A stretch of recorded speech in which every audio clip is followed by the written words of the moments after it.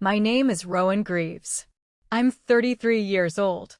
The day my father burned the $38 million check my grandfather left me, he didn't say a word of regret, only that I got what I deserved for walking out. But I didn't flinch. I didn't scream. I just smiled. Because what he thought he destroyed was already somewhere he couldn't reach. Before I tell you everything, tell me, where are you listening from? Drop it in the comments. I read every one. The law firm boardroom smelled like lemon polish and tension. It was the kind of air that clung to your clothes, promising secrets and sealed fates. Everyone was there for the well reading. My father, his jaw set like concrete, my stepmother, a picture of icy composure, and my two half-siblings, barely stifling their smirks. No one acknowledged me, not even after 5 years and 3 deployments. I was a phantom in a room full of flesh and blood, a ghost invited to watch my own funeral, or so they hoped. When the lawyer, a man with tired eyes and a voice as dry as parchment, finally slid the check across the polished mahogany table, my name stood out in stark black ink, Rowan Greavves. And next to it, the number that seemed to suck all the air from the room, $38 million. It wasn't a whisper, but a shout. A final, irrefutable testament from a man who had loved me unconditionally. My father, his face contorting into a mask of pure rage, lunged. He snatched the check, his movements sharp and animalistic. For a split second, I thought he might tear it. But then, with a flourish that reeked of theatrical spite, he pulled a lighter from his pocket.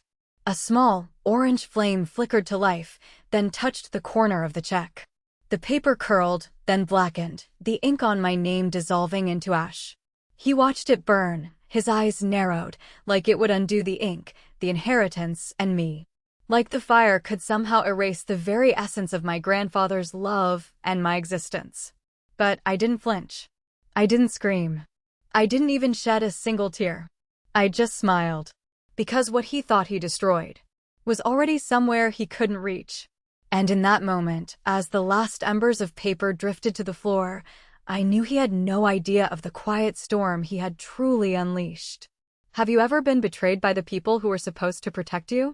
By the very hands that should have held you close, but instead pushed you into the abyss? Before the storm, before the betrayal became a living, breathing entity that consumed everything, my life had a quiet rhythm. A steady hum of comfort, a deceptive calm that, in hindsight, felt like the prelude to a symphony of destruction. I remember the smell of my grandfather's pipe tobacco clinging to his worn tweed jacket, a scent that always meant safety. His study, lined with books that reached the ceiling, was my sanctuary. The worn leather armchair by the window, where dust motes danced in the afternoon sun, was where he'd read me stories, his voice a low rumble that always made me feel secure. We'd spend Saturdays at the local farmer's market.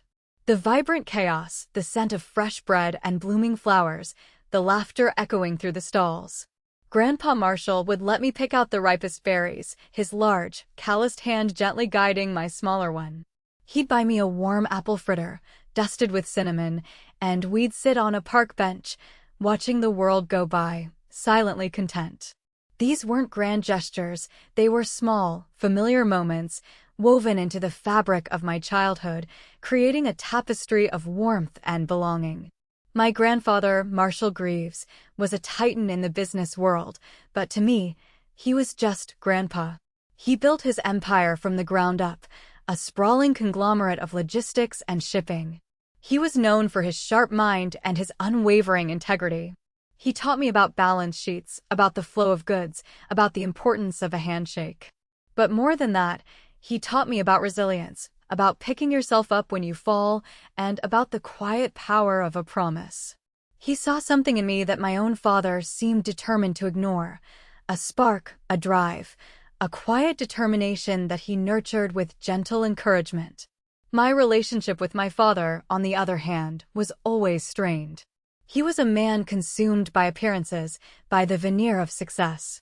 He wanted a son to inherit his name, his perceived legacy, not a daughter who dared to dream beyond the confines of their gilded cage.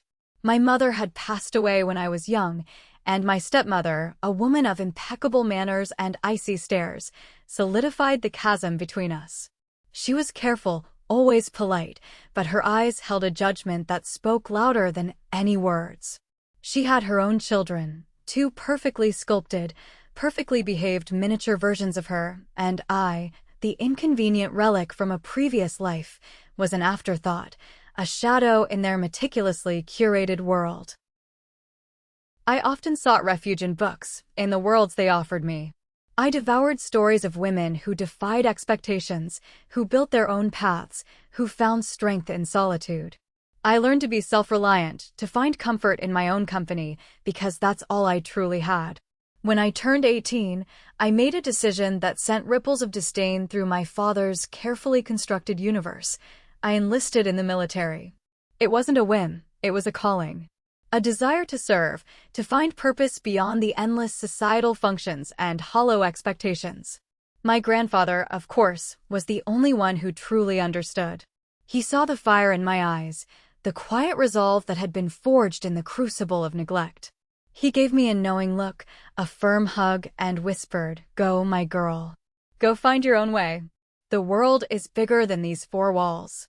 His words were a shield, protecting me from the cold disapproval that radiated from my father and stepmother. They saw my enlistment as a rebellion, a calculated insult to their carefully crafted image. They dismissed it as a phase, a childish act of defiance. They had no idea it was the first step in building a life they could never control. The seeds of unease were not sown in a single, dramatic moment, but rather through a series of subtle shifts, like the imperceptible slide of earth before a landslide. My first deployment to Afghanistan was a brutal awakening. The dust, the heat, the constant hum of danger, it was a world away from the manicured lawns and hushed whispers of my childhood. I learned to rely on my instincts, to trust the quiet gut feeling that told me when something was off. These instincts, honed in the unforgiving landscape of war, would later become my most valuable tools in navigating the treacherous terrain of family betrayal. During my time overseas, the calls from home grew less frequent. First, they were weekly, then bi-weekly, then just a sporadic text message from my father's assistant, checking in with a sterile politeness. My stepmother and half-siblings never called. My grandfather, however, was a constant. His letters, filled with anecdotes about his garden and snippets of wisdom, were my lifeline. He'd write about the changing seasons, about the progress of his latest business venture, but always, he'd end with a reaffirmation of his love and pride. He never once questioned my choice, never once made me feel like I was anything less than exactly where I was meant to be. Then, even his calls became less frequent. His letters, once regular, became sporadic, then stopped altogether. A cold dread began to settle in my stomach, a premonition that something was deeply wrong. I tried to reach him countless times, but his private line went straight to voicemail. His assistant, when I finally reached her, offered vague excuses about his busy schedule, his ailing health. But there was a tremor in her voice, a nervous hesitation that spoke volumes. It was a small betrayal, perhaps, but it was the first crack in the foundation of my trust. When I finally returned home from that first deployment, the silence that greeted me was deafening. The airport was a blur of emotional reunions, families embracing, tears flowing freely. But for me, there was no one. My father had sent a driver, a silent man who avoided my gaze. The drive home was consumed by a growing sense of dread. The familiar streets, once a source of comfort, now felt alien, unwelcoming. I walked into what used to be my home, a house that once held memories of laughter and childhood dreams, and immediately felt like an intruder. My bedroom, the sanctuary where I had spent countless hours lost in books, had been transformed. The pastel walls were now a stark, impersonal beige. My old furniture, the chipped wooden desk where I'd done my homework, the well-loved armchair, all gone. In their place, a minimalist sofa and a sleek coffee table. A framed print of a generic landscape hung where my childhood drawings once had. And on the door, where a faded, hand-painted sign with my name once hung, a polished brass plaque now read, simply, guest. They didn't just move on. They erased me. My past, my presence, every tangible piece of my existence in that house vanished. It was a cold, calculated act, designed to send a clear message: you are no longer part of this family. It was a deep cut, one that stung with the icy precision of deliberate malice. My father's face was impassive as he explained, "We needed the space, Rowan. You're rarely here, and when you are, it's just for a visit. We thought it best to convert it." His words were devoid of warmth, of apology. My stepmother nodded in agreement, a faint, almost imperceptible smile playing on her lips. My half-siblings, sensing the shift in power, avoided my gaze, their youthful faces betraying a flicker of triumph. The feeling of confusion and dread was a constant companion, a dull ache in my chest. I couldn't articulate it then, but the truth was slowly, inexorably, creeping in. I was expendable. And the family I had clung to, even from a distance, was not the family I remembered. The calm before the storm was over. The first drops of rain had begun to fall. The truth, when it finally shattered, didn't arrive with a bang but with a chilling, insidious whisper. It was a slow, agonizing unraveling, like watching a perfectly woven tapestry come apart thread by thread until all that remained was a heap of tangled strings. I had been back for only a few months, trying to pick up the pieces of a life that felt increasingly unfamiliar. My attempts to reconnect with my grandfather were met with constant roadblocks. His phone remained unanswered, his email unreturned. My father offered vague assurances: "He's not well, Rowan. Needs his rest. You know how he is." But the evasiveness in his eyes, the subtle shift in his tone, told a different story. One crisp autumn morning, a certified letter arrived. The return address was unfamiliar, a law firm I didn't recognize. My hands trembled as I tore it open. Inside, a single sheet of paper, cold and clinical, stated that I was officially deceased. Not missing. Not presumed dead. Deceased. My birth date, my full name, a stark confirmation of my supposed end. My bank account shut down. My debit card declined, every single one of them. My ID invalid. I tried to withdraw cash, to buy groceries, to simply exist, but every transaction was met with the same polite yet firm refusal.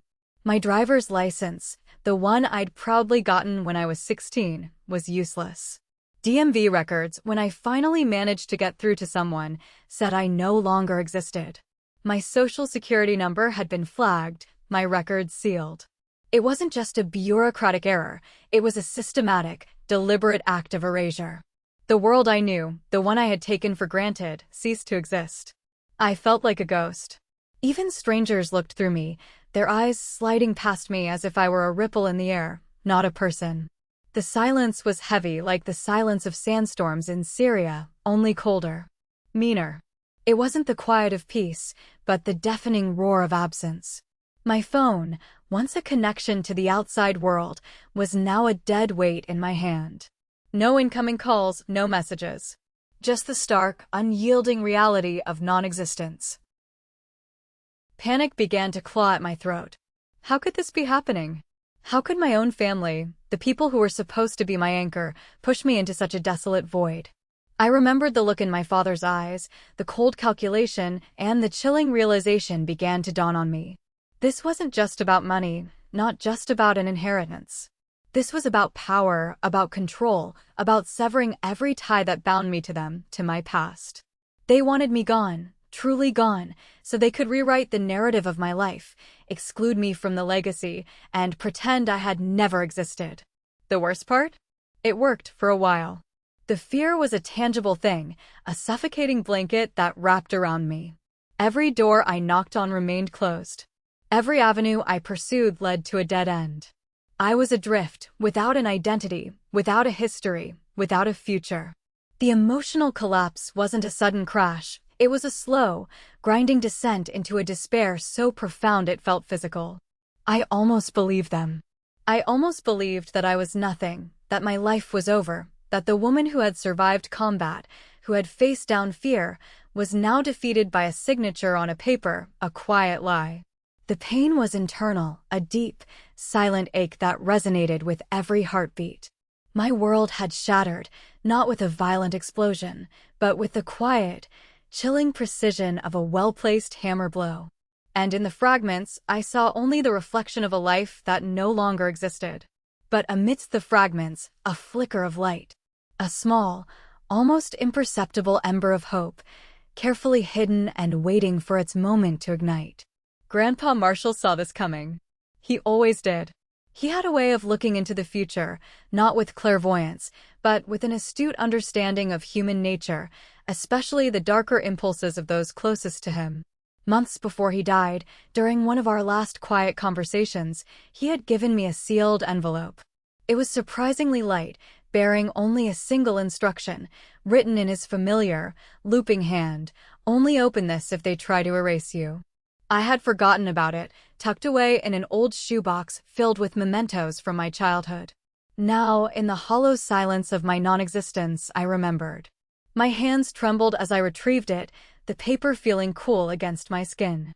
Inside was a second will, meticulously detailed, clearly stating that a significant portion of his estate, specifically his beloved logistics company, Marshall Global, was to be transferred to a private trust in my name. The primary will, the one my father had so publicly burned, was a decoy, a carefully orchestrated illusion designed to draw attention while the real legacy moved quietly, irrevocably, into my hands. Along with the will, there were trust transfer documents, legal affidavits, and a sealed flash drive. The flash drive contained a video. I plugged it into my old laptop, the screen flickering to life. Grandpa Marshall's face filled the frame, his eyes, though tired, still holding that familiar spark of shrewd intelligence. His voice, a little raspy, began to speak. "Rowan, my dear girl," he started, his gaze direct, as if he were speaking only to me. "If you're watching this, it means they've tried to erase you. I know your father, and I know his ambition. He sees you as a threat, a loose end in his grand plan. He'll stop at nothing to secure what he believes is rightfully his. But I also know you, Rowan. You have a quiet strength, a resilience that will see you through. I've structured things this way to protect you, and to ensure that my legacy, my true legacy, continues with someone who understands its value, not just its monetary worth." He went on to explain the intricacies of the trust, the various shell corporations he had set up, the layered legal protections that made the transfer ironclad and virtually untraceable to anyone outside his inner circle. He had entrusted the details to Sylvia Marsh, a veteran attorney known for her discretion and her ruthless efficiency. He provided passwords, contact information, and even a coded message to give her when I reached out, a final layer of security to ensure I was indeed the right person. The quiet planning had begun years before I even knew I needed it. Grandpa Marshall, a master strategist, had anticipated every move. He hadn't fought back against my father's machinations with overt confrontation, but with meticulous, silent preparation. He had built a fortress around me, not with walls of stone, but with walls of legal documents, encrypted data, and unwavering trust. He had handed me the company quietly, legally, irrevocably. And in that moment, watching his face on the screen, feeling the weight of the sealed envelope in my hands, the quiet planning that was meant to crush me transformed into the very seed of my own transformation. There was no yelling, no thought of immediate revenge. Just quiet observation, a gathering of strength, and the slow, deliberate process of reclaiming control. The ghost of me was beginning to manifest, and this time, I would not be easily erased. With Sylvia Marsh by my side, the veteran attorney whose gaze was as sharp as her legal mind, the quiet planning transitioned into dignified action. She didn't flinch when I laid out my story, my non-existence, the cold, calculated betrayal. Her expression remained impassive, but her eyes held a spark of recognition, perhaps even a hint of respect. She was a woman who understood the subtle art of warfare, not with bullets, but with briefs and injunctions. "Your grandfather was a very wise man, Rowan," she had said, her voice calm and steady. "He built a fortress around you that most people wouldn't even conceive of. This isn't just about money. It's about control, about legacy, and about setting the record straight." Together, we began the meticulous, painstaking work of tracing the forged signatures, the false reports, the sealed court orders that had declared me deceased. Sylvia worked with a quiet intensity, her office becoming our war room. She had a network of contacts, old colleagues who owed her favors, investigators who operated in the shadows. We pieced together the puzzle, uncovering a web of deceit that stretched far beyond my immediate family, touching upon corrupt officials and shady intermediaries who had been paid handsomely to facilitate my legal erasure. Each piece of evidence we unearthed was like a brick in a new foundation. We found the fake death certificate, the doctored medical reports, the falsified bureaucratic paperwork. We tracked the funds that had been moved, the illicit transactions that had greased the wheels of their elaborate scheme. It was slow, methodical work, a quiet accumulation of truth that would eventually become an unstoppable force. My grandfather's vision, his foresight, was truly remarkable. The layers of protection he had built around Marshall Global were impenetrable. My father had attempted to seize control, to absorb it into his own burgeoning empire, but every move he made was met with an invisible wall. The company, the true heart of my grandfather's legacy, remained firmly in the trust, beyond my father's grasping reach. He had burned the check, thinking he had destroyed the symbol of my inheritance, but the real inheritance was a living, breathing entity, operating silently under my control, completely outside his knowledge. The turn came in the form of a meticulously prepared legal challenge. We filed a petition to nullify my death certificate, presenting irrefutable proof of life, and, concurrently, a lawsuit against my father and his co-conspirators for fraud, identity theft, and corporate malfeasance. There was no public announcement, no dramatic press conference. The papers were served quietly, legally, with a precision that belied the devastating impact they would have. The courtroom was a stark, almost sterile environment, yet the tension was palpable. My father sat across from me, his face a mask of disbelief and anger. He had underestimated me. He had believed his own lies, his own narrative of my non-existence. He looked at me as if I were a ghost, a figment of his worst nightmare. In court, I didn't shout. I didn't rail against their betrayal. I didn't need to. I simply showed the proof. Sylvia presented the evidence with a calm, unwavering voice, each document, each piece of testimony, a hammer blow to their carefully constructed lies. We had their forged signatures, their digital footprints, the recorded conversations that implicated them. The video of my grandfather explaining his trust, played for the judge in chambers, was the final, undeniable nail in their coffin. I watched their faces as the truth was laid bare. My father's jaw slowly sagged. My stepmother's carefully constructed composure cracked, revealing a flicker of fear. Their lawyers, who had once been so confident, now looked desperate, their arguments crumbling under the weight of irrefutable evidence. The revenge, if you could even call it that, was not loud. It was dignified. It was the quiet, undeniable power of truth. The moment felt earned, not forced. It wasn't about vengeance, but about justice. It was about reclaiming my name, my life, and my grandfather's legacy. The tables had turned. The ghost had returned, not to haunt, but to reclaim what was rightfully hers. The fallout was swift and brutal, a cascade of consequences that echoed through their carefully constructed lives. My father and stepmother, once pillars of the community, found their reputations in tatters. The lawsuits for fraud and identity theft were just the beginning. The media, catching wind of the scandal, descended like vultures, eager for a story of betrayal and corporate malfeasance within the city's elite. Their carefully curated image of success crumbled, revealing the rotten core beneath. Business partners distanced themselves, contracts were rescinded, and their social invitations dried up. They were isolated, left to face the weight of their actions alone. I didn't pursue them with a relentless vendetta. There was no need. The legal system, slow and ponderous as it often is, had its own way of exacting justice. The public shame, the financial ruin, the loss of everything they had strived for, that was their consequence. I didn't need to punish them. The consequences caught up with them organically. The silence from them, once a weapon, now became a testament to their defeat. I heard whispers of their struggles, of their desperate attempts to salvage what little remained, but I felt no satisfaction, no triumph. Just a quiet sense of closure. Meanwhile, I was healing. Slowly, quietly, piece by piece, I was reclaiming my life. The process wasn't a sudden burst of light, it was more like the slow unfurling of a new spring after a long, harsh winter. The first step was restoring my identity. Sylvia Marsh meticulously navigated the bureaucratic maze, ensuring my legal existence was re-established, my records cleared, my name returned to the living. The feeling of holding a valid ID again, of seeing my own name on a bank statement, was not a thrill, but a profound sense of relief. It was like breathing for the first time after being held underwater for too long. Reclaiming Marshall Global was a journey in itself. It wasn't just a company, it was my grandfather's legacy, a living embodiment of his values. I immersed myself in it, learning every aspect of the business, from the ground up.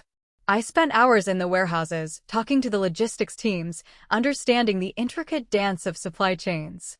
I connected with longtime employees who remembered my grandfather fondly, and in their eyes, I saw a reflection of his spirit. I wasn't just managing a business, I was nurturing a trust, honoring a promise.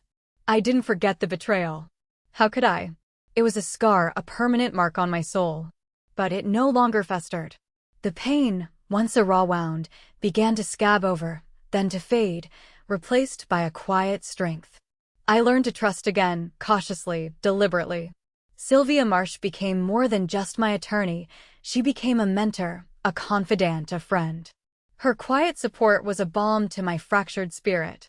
I built a new life, one rooted in authenticity and purpose.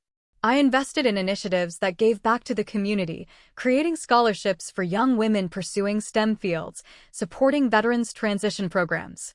I used the power of Marshall Global not for personal gain or superficial status, but to create something meaningful, something that would honor my grandfather's vision and contribute positively to the world. The healing wasn't about forgetting, but about integrating the experience, transforming the pain into wisdom, the betrayal into resilience. It was about proving, to myself more than anyone, that I was not merely a survivor, but a thriver. My life, once seemingly defined by what was taken from me, was now defined by what I had built. The city lights glimmered below, a sprawling tapestry of human endeavor. From the window of my office at the top floor of the Marshall Global building, I could see it all, the movement, the flow, the intricate dance of commerce and life. My grandfather's spirit felt palpable here, a comforting presence in the quiet hum of the building. I was free, not because I had forgotten the pain, but because I had outgrown it. There was no bitterness, no drama, just strength. The desire for revenge had long since dissipated, replaced by a profound sense of peace. Their downfall wasn't my victory, it was merely a consequence. My victory was in rebuilding, in crafting a life more authentic, more fulfilling than anything they could ever have imagined or taken away. The $38 million check, burned to ash, had become a symbol, not of loss, but of liberation. It was the catalyst that had forced me to forge my own path, to discover the true depth of my own resilience. I had learned that some legacies aren't inherited. They're rebuilt, brick by brick, by the ones no one saw coming. They are forged in the fires of adversity, shaped by quiet determination, and defined not by what others give you, but by what you build for yourself. The silence that once haunted me was now a canvas, a space where I could paint my own future, unburdened by the expectations or betrayals of the past. Have you found your way back from betrayal? Have you built something stronger, more meaningful, from the ashes of what was lost?